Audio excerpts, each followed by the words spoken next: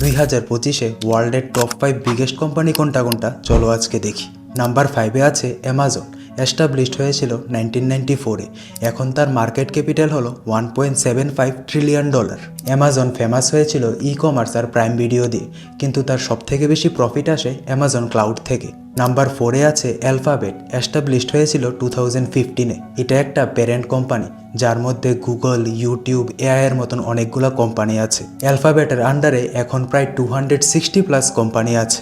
অ্যালফাবেটের market value হলো $1.95 trillion. Number 3-তে আছে Saudi Aramco. Established হয়েছিল 1933-তে। এখন তার মার্কেট ভ্যালু হলো $2.1 ট্রিলিয়ন। এটা ফর্ম হয়েছিল পৃথিবীর সবথেকে বড় ওয়েল কোম্পানি হিসাবে।